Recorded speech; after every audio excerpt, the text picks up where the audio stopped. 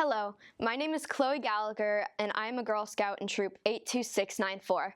I am doing my Silver Award project on domestic violence and abuse. What is domestic violence? Domestic violence is any abuse, physically or mentally. It could be emotionally, financially, or sexually, or physically. But it is most often considered and thought of as physical due to representation on media. It is most often talked about as physical because that is what gets the most attention and what people are most interested in. Domestic violence always comes from a close one, so a family member or a partner. It doesn't just come from some random person on the street. It can happen to anyone of any gender, race, religion, sexuality, anybody. It is pretty common, unfortunately. More than half of the women in the United States will experience some form of domestic violence or abuse in their lifetime. Some things you should know about domestic violence is there is absolutely no excuse whatsoever, even if you think that it's just because they were upset that day or they're having mental issues. That's not a reason why they should be physically harming you. It's not okay, and it should be, or mentally harming you, and it should be an immediate sign to leave a relationship.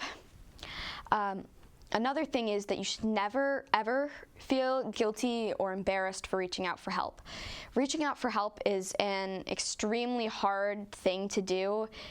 It's the hardest part about leaving a domestic violence relationship. You shouldn't feel guilty about that.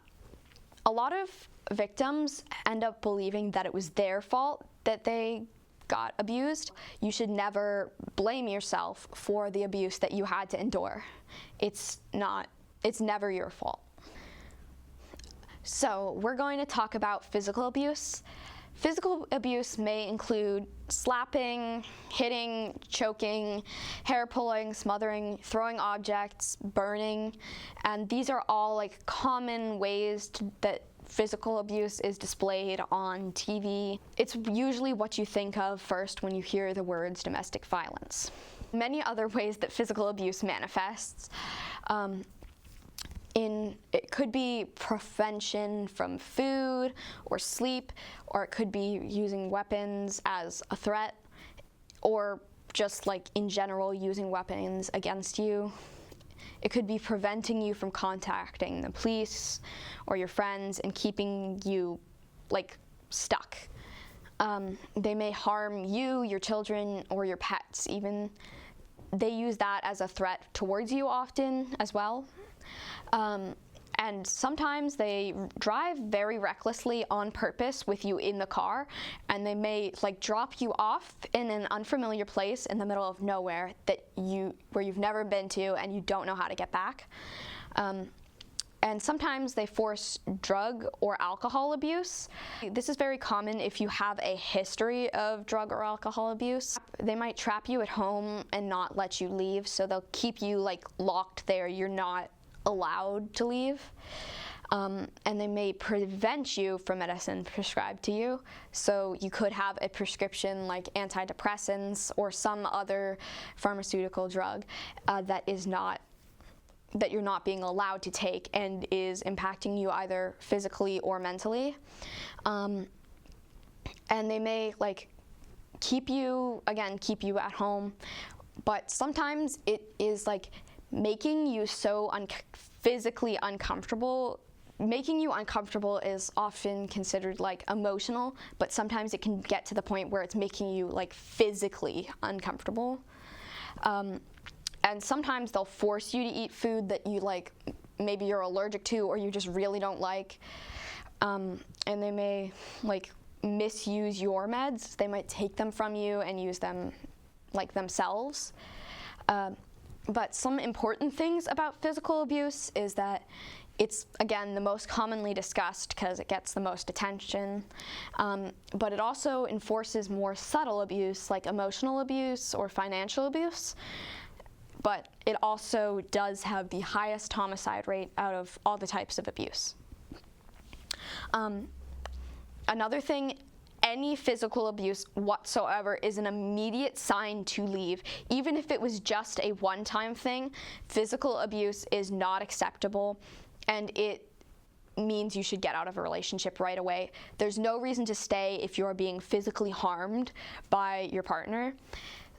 And if you are being physically harmed, the best thing to do is to get out, and if you don't feel safe, to contact a shelter or maybe the police or a loved one, someone that can like protect you and make you feel more safe.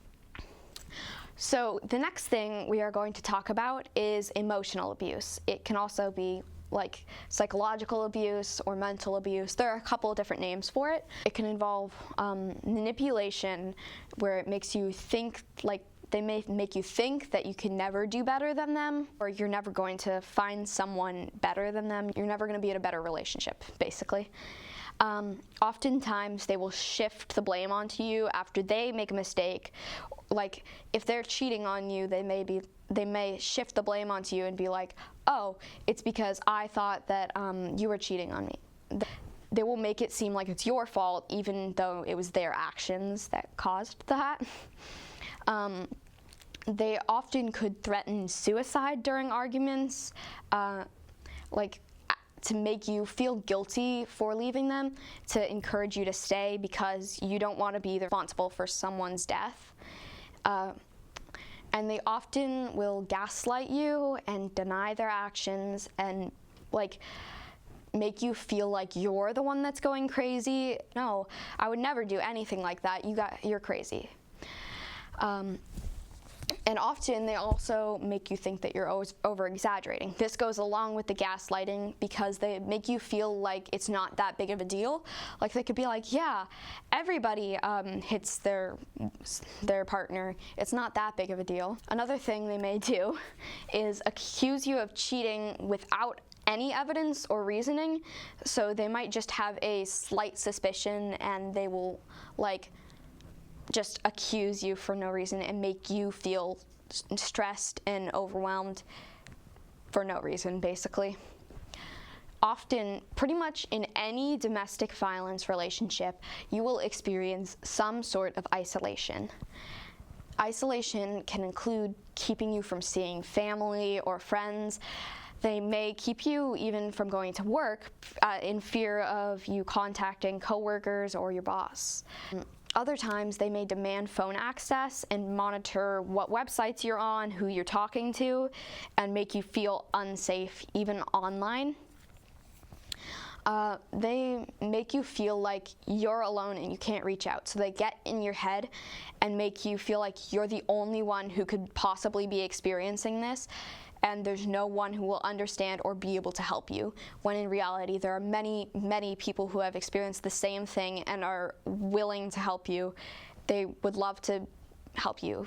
So it's really not true it's hard to understand that, but it's really not true when you think that you're alone in a situation, because most of the time you're not alone. There are many people experiencing the same problems as you. So they might monitor where you go and keep track of like who you're hanging out with and try to make you jealous. Like when you're hanging out with somebody, to discourage you from leaving the house and spending time with other people. They will make you feel guilty. And again, they will sometimes keep weapons around as a threat to make you feel like you don't have the ability to leave safely. Some other behaviors of emotional abuse can include humiliation or criticizing you. They may make fun of you in either at home or in front of your friends, in public, in front of your boss, all those things. It's just anything to sabotage your life, pretty much. They may attempt to also control your appearance, like the clothes you wear or the makeup you wear, because it gives them control. It makes them feel like they're in control of something and you're kind of weak, I guess. They also might threaten your family, like your kids or your pet, maybe even your parents. All of that, they might threaten to harm them to keep you stuck in the relationship and also make you very worried for your close ones. And even though sometimes they'll try to control your appearance, they may also be very critical about things, especially you can't control, like your facial features and such, again, to reinforce the feeling like you'll never find somebody who's better than them, to make you feel stuck. And they may even stalk you. A lot of times they stalk you like online or in person to make you physically stressed, uncomfortable, nervous, and just overwhelm you in general, and it's extremely creepy. So the next thing I want to talk about is this big thing in domestic violence called love bombing. It's when in a domestic violence relationship, they kind of shower you with gifts and affection as a way to use it against you later in arguments. So say perhaps you're having an argument and they bring up the fact that, no, I'm actually so nice to you. Remember when I got you all those things and I was so nice to you? Yeah, you can't leave me because I care about you so much, even though they just use it as a way to get themselves out of trouble. And sometimes they'll withhold affection from you, so they'll not show as much affection towards you. They may not say, I love you. They may not be there for you. They might not cook you dinner or anything like that because in their mind, you did something wrong. Even if you did nothing wrong, you just went out with your friends once, like they will use that to punish you and discourage you from doing things they don't want you to do. So financial abuse is often the least talked about kind of domestic violence or abuse. It is often used as a way to isolate you. Again, they make you feel like you can't leave the relationship because you don't have access to money, meaning you can't pay for like the things you need, like an apartment or food or any of that. So some things that financial abuse may include are not letting you have a job, or on the opposite end, forcing you to be the sole source of income and only relying on you. But when they don't let you have a job, it's to make them feel in control because you can't leave. Like you have no choice pretty much because you don't have the money to leave or stay somewhere else. They may also steal money from you, whether they like take it out of your wallet or they just like straight up convince you, they kind of like coerce you almost into giving them money when you really don't have the money to give them. And yeah. They may also spend your money irresponsibly or without permission. So they could make some big purchase for themselves when you're already short on cash without even asking you first. And it's like a big decision that you would have hoped they asked you about. They often also don't allow you access to your money. Like they'll keep you from like accessing your bank or your credit card because, again, it makes them feel in control of you. They may not let you spend money either. They may like give you access to it, but they won't let you buy anything for yourself. And that's understandable in times occasionally, like if you're really short on money, but even still, it's not really great to like tell your partner what they can and cannot do with their money. They also like may force you to give them money, again, like coerce you into that. And sometimes they may give you like an allowance almost, where they're like, you can only spend this much money this month, even if that's an unreasonable amount to try to not spend. And sometimes like they will not let you receive money from others. Like they might not let you receive like a paycheck from your work or like the money from your ex or something for your child. The next one is sexual abuse. Sexual abuse is pretty much any like non-consensual sexual behavior. They may force it on you. They may like force you, or they may like coerce you into feeling like you have to do it. The partner might be violent even if you refuse to do sexual things with them. Like, if it's not consensual, it's abuse. But even if you said yes eventually, but you were saying no for a while, and they were convincing you, it's still sexual abuse because you inside don't want to do that. They kind of forced you to say yes. So it's not, you shouldn't feel guilty if you said yes. Oh, it wasn't sexual abuse because I said yes. That's not how it works always. You don't have to prove anything to anyone, because oftentimes abusers will make you feel like you're not good enough and you have to prove something to them, like, oh, I bet you've never done that before or something, to kind of guilt trip you into doing things that you don't want to do. Sexualization and harassment are also a big thing in sexual abuse. So they could, they could sexualize you when you're just doing regular things, or make you feel uncomfortable about what you're doing. Even if it's not something weird, they will make you feel weird about it. They may touch you inappropriately and when you don't want to be touched, basically. And it also could include rape, again, not consensual, forced sexual behavior. And it's not always physically forced. Again, I just want to get that across, because oftentimes victims do feel really guilty about sexual assault and abuse and stuff. It could be while you're sleeping.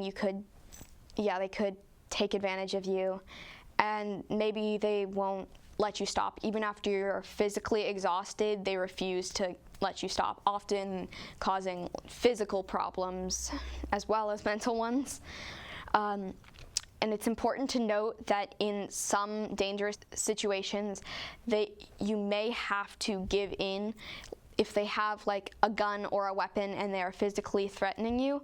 But giving in is different than letting the abuse continue, and you should get help afterwards. And it's also important to remember that it's not your fault for giving in. It was the only thing you could do in that moment safely. You should never guilt trip somebody for being in that situation and having to give in as well. Even if you haven't experienced this yourself, it's very important to note that it's a lot more complicated and a lot harder than it seems. So there are many reasons why it's extremely difficult to leave a domestic violence or an abusive relationship, because again, with the isolation, the abuser may isolate you from others that you could potentially receive help from, and they also, again, cause self-isolation where you feel like you can't reach out for help. So some other reasons with psychological reasons, victims think that the abuser is just troubled and they can help them, like you're the only one who can help them with these problems. You can save them, but nobody else can. You need to stay with them because you can save them, basically. And the abuser may promise that they won't ever do it again. Like, it was a one-time thing. They won't do it again. They try to trick you into thinking that it was just because they were stressed out or something. But in reality, again, if you experience any abuse, you should leave, because I guarantee you it will happen again. It's not just a one-time thing. And again, you might feel alone, like you need to handle it because you self-isolate and you're convinced that nobody else will be able to help you with this and nobody else will understand the problems that you have to deal with. And sometimes victims don't even think they're being abused because they think of it as again, that troubled relationship that they can save. They don't believe that they're being abused. They just think that they're trying to help somebody who's struggling. And you might not even feel like it's that big of a deal. You might think, you might be convinced, or you might just think, oh yeah, it's not that big of a deal. Everybody kind of gets screamed at, or everybody kind of gets hit and all that. So, yeah. Some other reasons why people don't leave is they don't have the financial capability to leave, because with financial abuse, they take your money, or they make sure that you can't work and you don't have your own money. So when you try to leave, you don't have anywhere to stay because you've been isolated from your family, and you don't have money to stay anywhere. You don't have money to pay for food or to like support your child perhaps, or anything like that.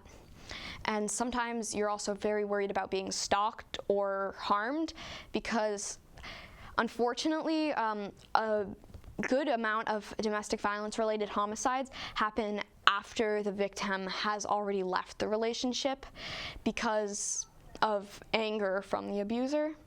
So that's why it's important to contact law enforcement or somebody who can protect you. And oftentimes why you don't leave is because you're worried for your friends and family. You're concerned that they will get injured because you left, and you're worried that they will be injured as punishment for you leaving, basically. So some effects of domestic violence or abuse. There are many mental and physical effects. There are a lot more than I've listed here, but they all require like extensive therapy, and it can be extremely difficult to recover after these relationships because of that. So it often includes an increased risk of suicide, anxiety, depression, PTSD, substance abuse, academic issues if you're a child, eating disorders, mood disorders, or self-harm. And again, these all require extensive and expensive therapy that often people getting out of a domestic violence relationship cannot pay for. So it can be really hard, and that's why the suicide risk is often increased by a lot, because you don't have anything to do about these mental health issues. But there are quite a few physical issues as well. Obviously, there's the injuries you get from your abuser, so like the bruises or the cuts or the burns from your experience, or even like broken legs, all of that. Like there's financial issues, but sometimes it's like other issues, like chronic pain is one. It's like basically pain that just doesn't go away pretty much. It can cause gastrointestinal issues from, I guess, maybe anxiety, or just from like we're forcing you to take meds that weren't yours. You might have some side effects from that and stuff. And you could also have cardiovascular issues, so issues with your heart. And there are a lot of mental and physical effects from domestic violence and abuse, and it can be really hard to recover after an abusive relationship, so you should look out for your friends or family. So there are a lot of warning signs for abusive relationships, thankfully. So some warning signs may include saying things like you never do anything right, showing jealousy of friends and keeping you away from them, pressuring you to do things you're not comfortable with, such as drug and alcohol abuse, intimidation with weapons, or just appearance. They might start like showing off how strong they are and stuff to make you feel like nervous. They may insult your parenting or threaten to take your pets or kids. They might push the relationship to move faster than you're comfortable with. So you might just have met them and they'll be like, yeah, let's move to this house in the country, where they try to isolate you or something. They just try to make you kind of get stuck with them pretty much, because the further into the relationship you get, the less easy it is for you to leave. So this is another form of isolation. They may have unrealistic expectations of your appearance or what you're capable of, pretty much. They might be like, oh yeah, my past girlfriend, she did this and this and this, to like stress you out and stuff. They may blame others or other things for their actions, again, because they feel like they cannot take responsibility for them. And this is often a sign of a warning sign of abuse, because they won't take responsibility for the things they've done to you or any of that. They may make others responsible for their feelings. So they could have done something like mess up and that made them feel upset, so they blame other people for their feelings. They could be hypersensitive, where like everything you say makes them upset and everything you say stresses them out. It can get to a point where like they're using it as a way to trick you, but this is often common within abusers because they get upset really easily, oftentimes, especially in physical abuse. They might be cruel to animals or kids walking by. They might have past experiences with like animal abuse, for example. They may be overly forceful during romantic or sexual activities. They may expect you to obey everything they say. Like they're constantly expecting you to say yes to everything they say, agree with you, and do what they want you to, or else they get slightly upset with you. It gets worse as the relationship goes on, because in the beginning they don't always show like how abusive they are, because that's why people get into these relationships. You wouldn't get into a relationship if you knew they were going to treat you badly. They start off being nice to you, and then they slowly, over time, develop these signs of like mental or physical or sexual or financial abuse. It doesn't just happen overnight. It takes some time. So these warning signs aren't going to be on the first date. You're not going to meet them and suddenly know, yep, they're an abusive person. It might take a little while, but if you start to think that they may be abusive, you should not stay in the relationship. Even if it's just a suspicion, it's better to be safe than sorry, and you should try talking to them about it first, and if it continues, definitely leave the relationship. There's no second chance after that.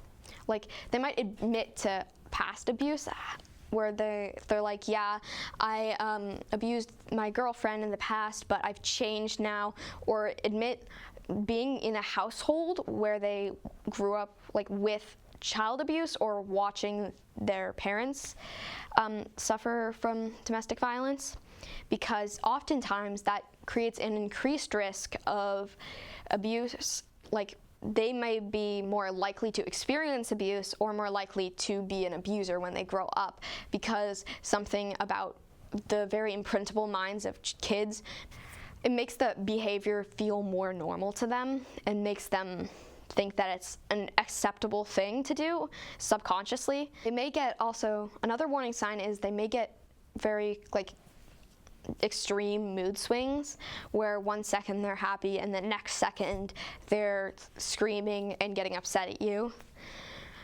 They might also control your social media, controlling what you post online, control what you watch, keep you from seeing things they don't believe in or don't want you to see. Some warning signs can also include like the things listed for abuse. Like, again, if you experience pretty much anything from the physical abuse section, that's an immediate sign to leave. And a lot of the stuff from the emotional abuse sign is also a sign where you should get out of the relationship. So what should you do in a domestic violence relationship? So the best case scenario is you have close friends or family you can reach out to. But oftentimes, if you're in this relationship, you've been isolated from them, or maybe you just don't have anybody you can reach out to, so that's not always possible. But the best thing to do is tell as many people as possible to get as many people like on your side and protecting you. So like, don't just tell one person, oh yeah, I'm being abused. You want to tell as many people as possible to make sure that the person that is abusing you is too like nervous to like, talk to them or find where you're staying and stuff like that. Something else very important is to call the police, especially if you're experiencing any physical abuse. You want to call the police, or if you feel threatened after leaving the relationship, you feel like they might be stalking you or they might come after you with a weapon. It's very important to make sure that you are physically safe from this person, especially before you can get to court, because oftentimes it ends in a restraining order, but sometimes before you make it to court, they may physically harm you or threaten you into not going to court instead. You can often contact domestic violence hotlines if you're unsure about what to do. There's a national one and there are some more local ones. I know that there's Casa Mirna in Boston, and there's, again, the national one. And you can also reach out to shelters. There are quite a few shelters around. A good example of one is Alternative House. A shelter basically finds a place for you to stay for a while where you don't have to pay as much, and they provide food sometimes depending on the state of money you have, until you can get back on your feet and you can get to work and get money to kind of live your life again. So they do take donations too. So a good thing to do is to find a time to sneak out to a shelter or safe place, because oftentimes if you're like, yeah, I'm gonna leave you, they're gonna stalk you or physically harm you before they can leave. So you want to do it secretly and try to find somewhere where they won't notice you. Again, with the shelters, the locations of the actual shelters are not available to the public. So you may know where the shelter operates, but you won't know where the people are actually staying, as a way to protect you from your abuser. You should also try to avoid any physical injury until you can get help. So try not to upset them until you know you're able to leave, or you're able to contact help, because it could end in them getting too upset and hurting you too much, or maybe even killing you. So talk to them about it, but if it's at the beginning of your relationship and it seems like they may be abusing you emotionally, you should talk to them about it. But if nothing changes or they deny it, then you should leave. It's not okay. But again, with any physical abuse, if you're experiencing any of that, you should just leave. It's not okay. Just really want to imprint that, because it's absolutely not okay to be physically harmed by somebody. So what to do if you know that somebody is struggling. So if your friend or your family member or somebody you're close to, you think that they're struggling, the first thing you want to do is to talk to them privately. So when they're not around their partner or something, you want to pull them to the side and make them feel comfortable, like they can talk to you, and let them open up to you. And especially if you think it's really serious, or even at all abuse, you should probably, if you're able to, offer them a place to stay, or offer them food or money to help them get out of the relationship. Again, so you can call the hotline for them, or call the police if you think it's serious and they refuse to call the police, because oftentimes they're too nervous to, because they're worried that it's only going to make things worse in the relationship. So oftentimes, actually, victims may call the police but then hang up because they get too nervous. So it's pretty common for that to happen, unfortunately. But if you feel like it's really serious and they're being seriously injured, you should absolutely call the police to help. You can maybe educate them on abuse, so they recognize that they're being abused, and they're able to tell, oh wait, I am being abused, I should get out of this relationship. Because oftentimes they're like, no, I'm not abused, no, he's fine, he just got upset. So if you think that they're abusing them, you should talk to them about it and try to explain to them that you think their partner is abusive.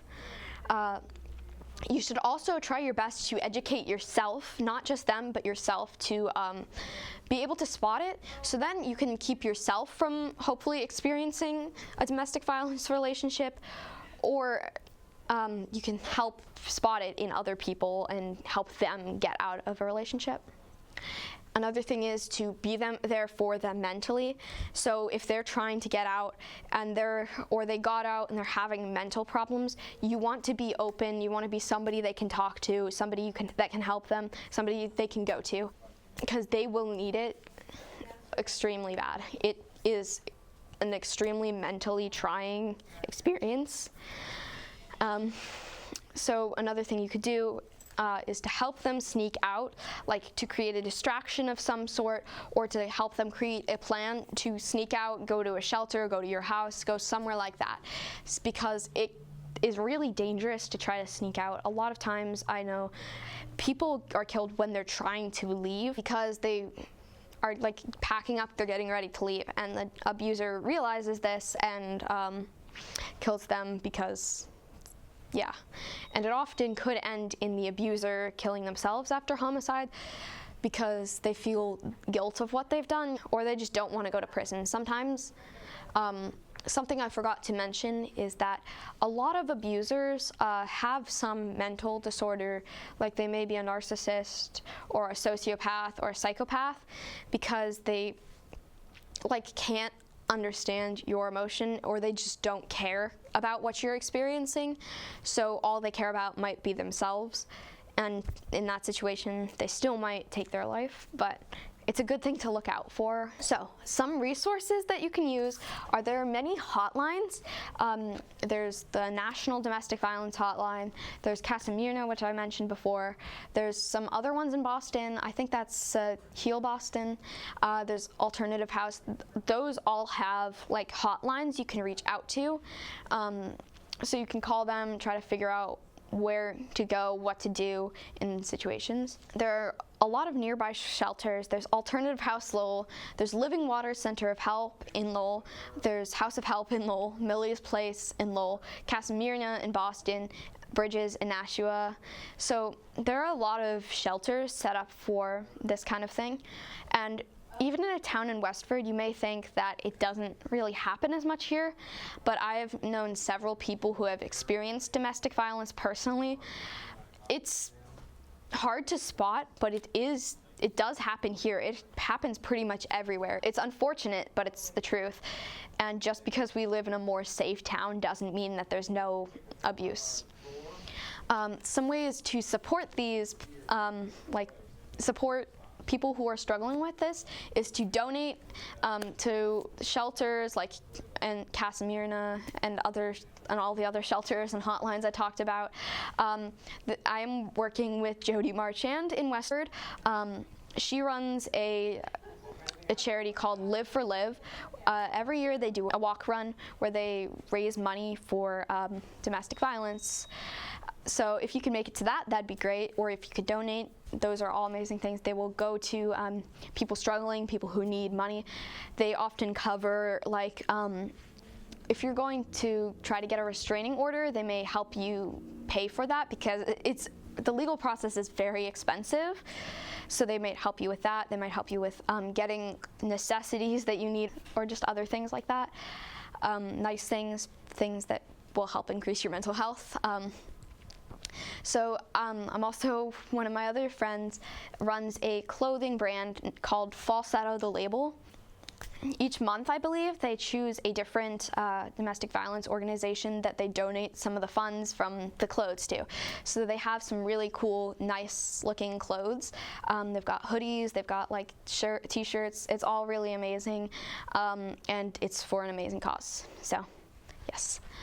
So, in conclusion, domestic violence and abuse is an extremely hard thing to talk about, but it does need to be talked about more, as it is very common, but is almost like a taboo among just society in general.